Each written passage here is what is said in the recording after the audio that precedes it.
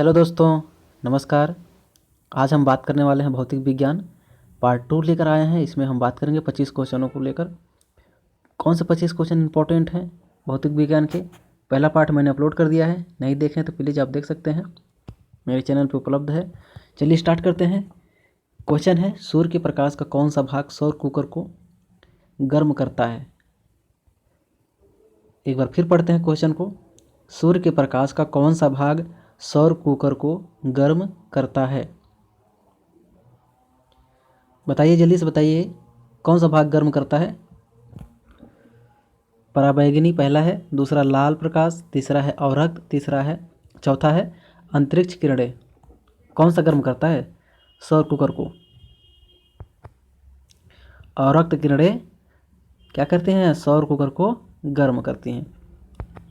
Next question को देखा जाए। चलिए, यदि किसी कण का वेग समय ग्राफ y बराबर mt प्लस v द्वारा निरूपित हो तो चल रहा है एक समान चाल के साथ, दूसरा है एक समान वेग के साथ, तीसरा है एक समान त्वरण के साथ, चौथा है परिवर्ती त्वरण के साथ। क्वेश्चन को एक बार फिर पढ़ लेते हैं। यदि किसी कण का वेग समय ग्राफ y बराबर mt प्लस v द्वारा निरूपित हो तो चल रहा है एक समान चाल के साथ, एक समान वेग के साथ, एक समान त्वरण के साथ, चौथा है परिवर्ती त्वरण के साथ। इसका आंसर क्या होगा, चलिए देखते हैं क्या होता है। एक समान त्वरण के साथ चल रहा है। आगे चलते हैं। अगला क्वेश्चन है, निम्नलिखित में से कौन सी घटना पहले हुई थी। अल्बर्ट आइंस्टाइन सामान्य सिद्धांत प्रस्तुत किया, दूसरा है मैक्स प्लैंक ने क्वांटम सिद्धांत प्रस्तुत किया, तीसरा है गुलिएल्मो मार्कोनी ने प्रथम बेतार संकेत भेजा, चौथा है राइट बंधुओं ने सफलतापूर्वक विमान उड़ाया। कौन सी पहले घटना घटी थी। आप अगर विज्ञान पढ़े हैं, भौतिक विज्ञान, तो नॉलेज होगा ही। अल्बर्ट आइंस्टीन का सिद्धांत पहले आया था, क्वांटम का सिद्धांत पहले आया था प्लैंक का।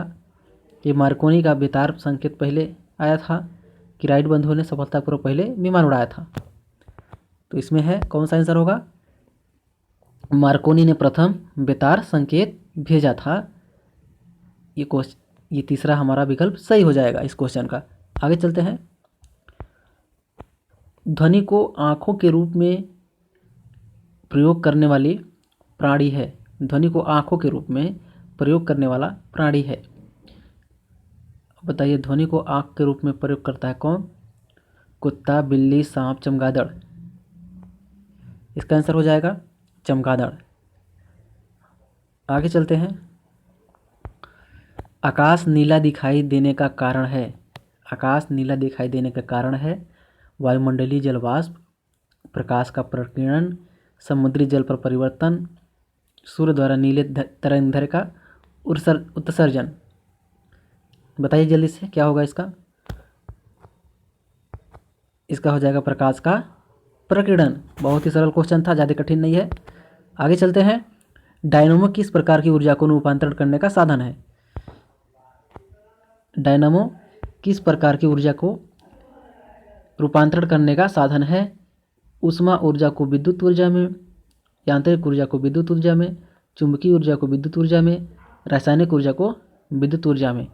आशा है क्वेश्चन आप पढ़े होंगे।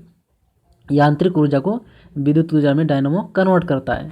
आगे चलते हैं। घड़ी में क्वार्ट्ज क्रिस्टल का नाम किस पर आधारित है। जॉनसन प्रभाव पर, प्रकाश विद्युत प्रभाव पर, एडिसन प्रभाव पर और दाव पाइजो विद्युत प्रभाव पर। किस पे है। क्वार्ट्ज क्रिस्टल का घड़ी में जो क्वार्ट्ज क्रिस्टल का काम किस पे आधारित होता है। तो जॉनसन प्रभाव पे, प्रकाश विद्युत प्रभाव पर, एडिसन प्रभाव पर, दाव विद्युत प्रभाव पर। इसका हो जाएगा दाव पाइजो विद्युत प्रभाव पर। आगे चलते हैं। ऐसा क्यों लगता है कि खुले में बड़ी आग को तेज पवन भड़का रही है।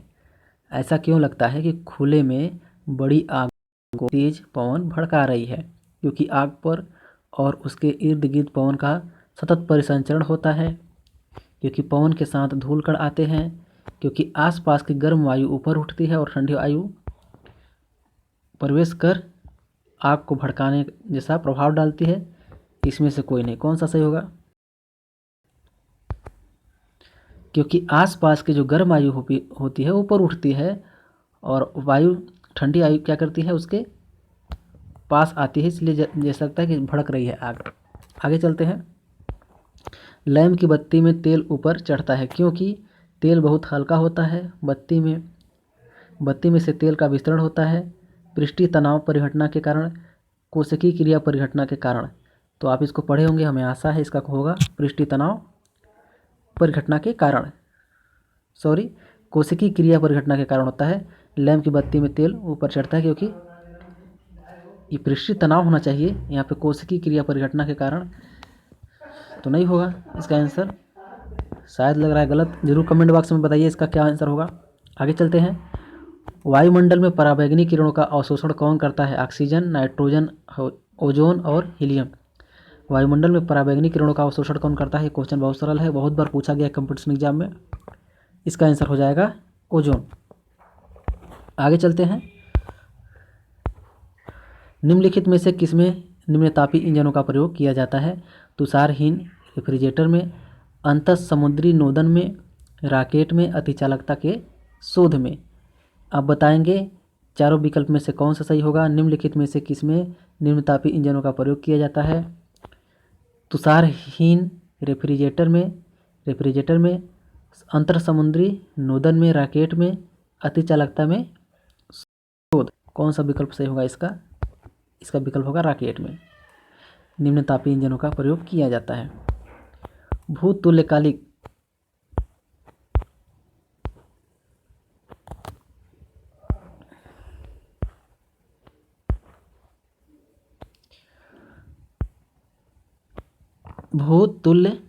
कक्षा में संचार उपग्रह स्थापित करने की संभावना सबसे पहले किसने व्यक्त की थी? आप बताएंगे। तुल्यकालिक संरचना, ये कैसे हो रहा है?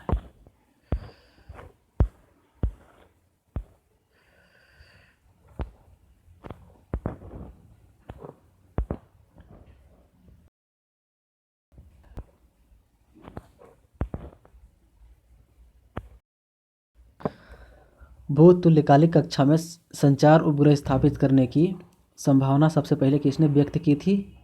एडविन पी हुब्बल ने, विलियम हर्शल ने, आर्थर सी क्लार्क ने, पीरे लैप्लेस ने।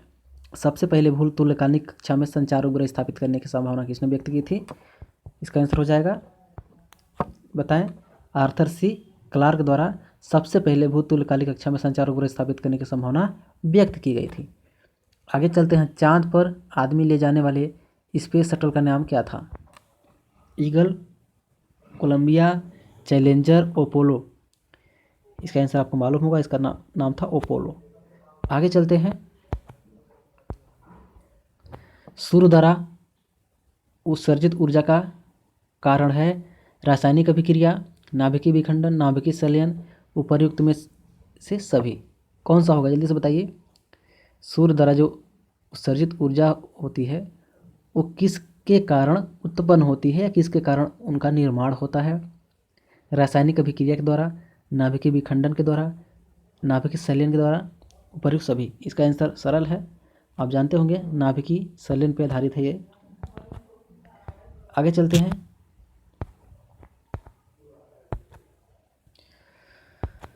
अगला क्वेश्चन है, बिजली के बल्ब में फिलामेंट के निर्माण के लिए टंगस्टन का प्रयोग किया जाता है, क्योंकि यह सुचालक है, यह सस्ती है, यह आघातवर्धनी है, इसका गलनांक बहुत ऊंचा होता है।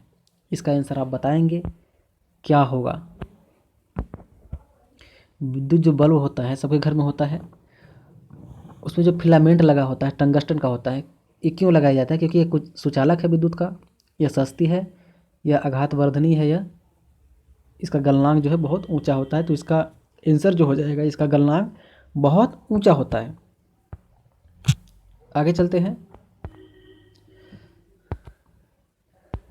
दृश्य स्पेक्ट्रम का तरंगदैर्घ्य कितना है? सब लोग जानते होंगे, आशा है सब लोग जानते होंगे। दृश्य स्पेक्ट्रम तरंगदैर्घ्य का जो कितने से कितने एंगस्ट्रॉम के बीच होता है ये, तो हमें आशा है आपको क्वेश्चन मालूम होगा। 39 से 76 कभी कभी देता है, 42 से 74 भी देता है। तो जो विकल्प उपयुक्त था वो ये आंसर है इसका, 39 एंगस्ट्रॉम से 76 एंगस्ट्रॉम। आगे चलते हैं। रेडार या रडार के आविष्कारक कौन थे? तो आप जानते होंगे, इसका विकल्प है J.H. वान टैसेल ने, विल्हेल्म के रोजेस्टेन ने, P.T. फान स्वर्थ ने, चौथा H.H. टेलर और लियो सी यंग। 4 विकल्प आप देखिए आपके सामने हैं, आंसर जल्दी से बताइए। इसका हो जाएगा H.H. टेलर और लियो सी यंग द्वारा रडार का आविष्कार किया गया। आगे चलते हैं। प्रकाश का वेग का सबसे पहले किसने मापा था? प्रकाश के वेग जो है आप जानते होंगे 300 किलोमीटर प्रति घंटे की स्पीड से, 3 लाख किलोमीटर प्रति सेकेंड की गति से प्रकाश गति करती है, आपको ये मालूम होगा। तो सबसे पहले इसका वेग का पता कौन लगाया था? रोमर ने इसका पता लगाया था। आगे चलते हैं, क्वेश्चन ज़्यादा कठिन नहीं था। किसी वाहन के गुजरने पर टीवी का अधिग्रहण खराब हो जाता है, इसका कारण है? किसी वाहन के गुजरने पर टीवी का अभिग्रहण रिसेप्शन खराब हो जाता है, इसका कारण है धातु रेडियो तरंगों को परावर्तित करती है, स्पार्क प्लग विद्युत चुंबकीय विक्षोभ पैदा करती है, या करता है वाहन के प्रदूषण से टीवी के घटकों की निष्पादकता दुष्प्रभावित होती है, आधुनिक वाहनों में इलेक्ट्रॉनिक ज्वलन पद्धति का प्रयोग किया जाता है। इसका आंसर हो जाएगा स्पार्क प्लग विद्युत चुंबकीय विक्षोभ पैदा करता है, जिसके कारण वाहन गुजरती है और टीवी का अभिग्रहण रिसेप्शन खराब हो जाता है। आगे चलते हैं। चुंबक बनाने के लिए निम्नलिखित में से कौन सी मिश्र धातु का प्रयोग किया जाता है? डुरेलुमिन, स्टेनलेस स्टील, एल्निको या मैग्नीशियम। चुंबक बनाने के लिए जो चुंबक बनता है उसमें किस धातु का मिश्र धातु का प्रयोग हम करते हैं? डुरेलुमिन, स्टेनलेस स्टील, एल्निको, मैग्नीशियम। अब बताइए जल्दी से। इसका होगा एल्निको का हम प्रयोग करते हैं चुंबक बनाने में।